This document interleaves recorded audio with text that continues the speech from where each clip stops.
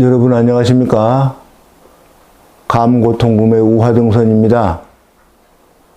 중국인들은 손자병법의 저자 손무를 병법의 성인으로 추겨 세운다지만 임진왜란 당시 충무공의 전공에 비하면 마치 해와 달을 비교하는 것과 같은 현격한 차이가 있다고 하겠습니다.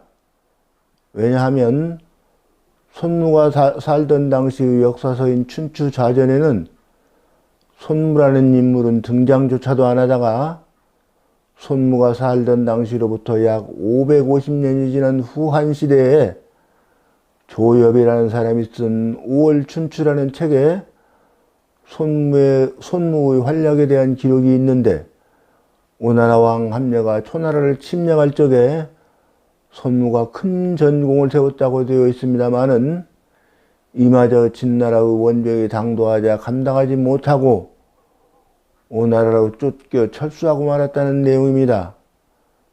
또 신당서 예문지에는 5월 춘추는 역사서가 아닌 소설로 분류하고 있습니다.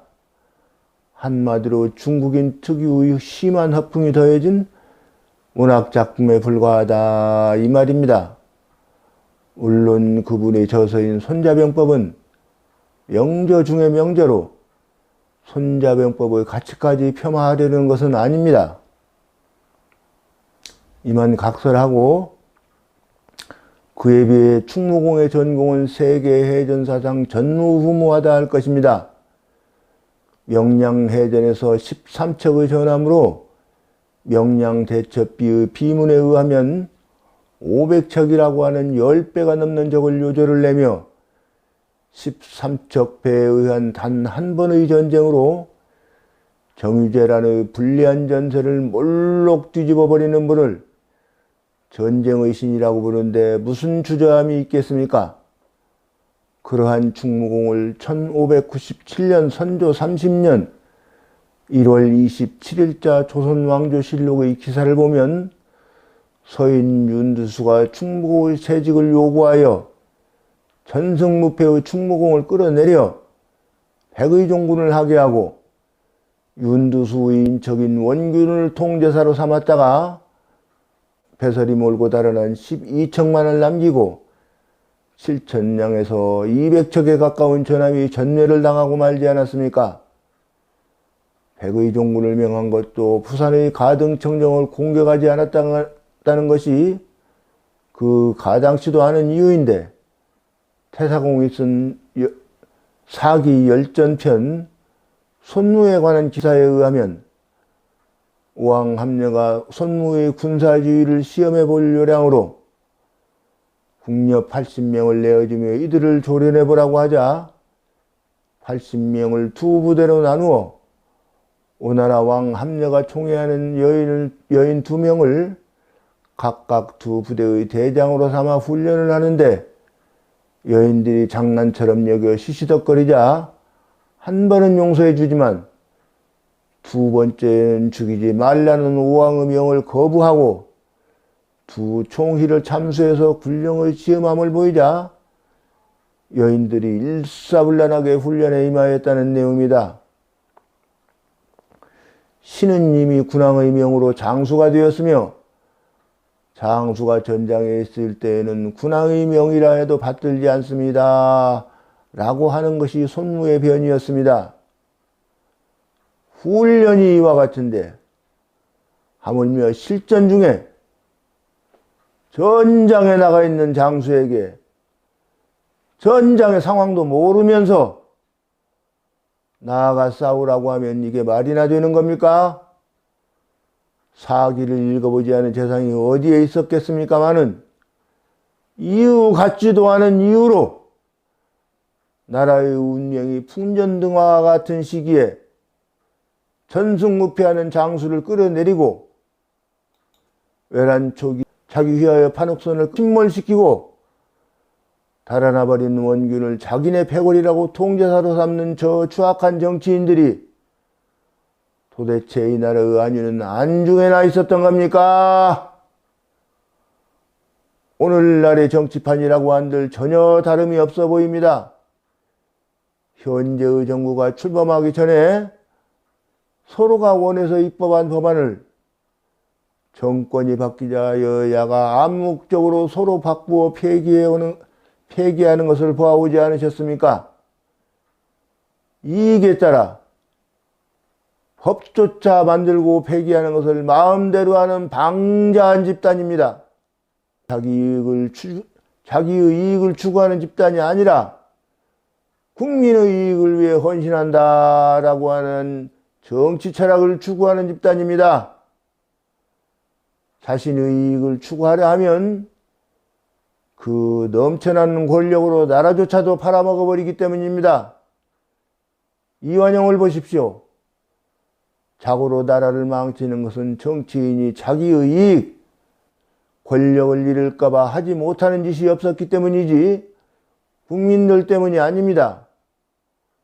그럼에도 불구하고 나라가 망하면 전란으로 피 흘리는 것은 반드시 국민이고 나라를 팔아먹은 정치인은 자귀를 받아가며 또 다른 양지에서 호의호식하며 살아가지 않았습니까? 그런데도 왜 저 추악한 집단을 위해 줄을 서고 편을 들어주어서 함께 나라를 말아먹으려 하십니까? 국민이 주인인 시대에 살면서 주인인 우리가 왜 저들의 장단에 놀아나야 하는가 이 말입니다.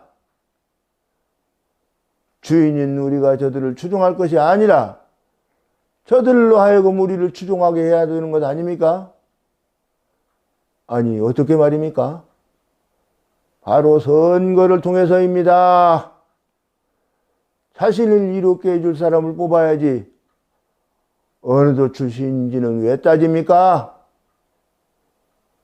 우리가 우리 농사일할 머슴을 뽑으면서 챙기질 잘하면 그만이지 어디 사는 사람인지 따져본 적이 있습니까?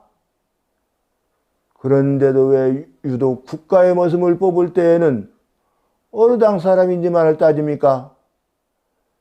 이를테면 택시 종사자를 위해 타닥금지법을 만들어가며 헌신하는 분이 계십니다마는 동서로 나뉜 대한민국의 정치적 지도에서 그분이 만약 통서를 바꾸어 출마한다면 과연 몇 명의 택시 종사자가 표를 주겠습니까?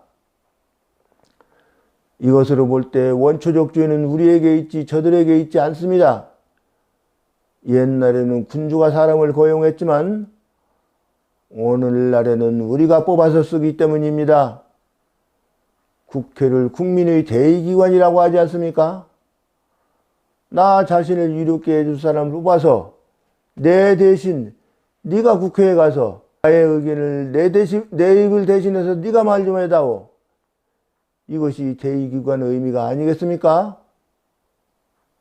저 추잡한 정치 집단이 대의기관 노릇을 제대로 하지 못하니 국민이 나서는 것인데도 부끄러워할 줄 알기는커녕 한쪽에서는 촛불정신을 맞춘다커니 다른 한쪽에서는 조국을 구속하라커니 여야가 서로 집회에 모인 숫자를 경쟁적으로 부풀리면서 자기 입맛대로 해석한 민의의 뒤에 숨으면서 비겁하고 간사한 예를 놀리는 일은 차마두고 보기 역겨운 일인데도 마치 무대 위에 올려진 꼭두각 무대 아래 숨겨진 손에 의해 조종을 당해도 괜찮다 이 말씀이십니까?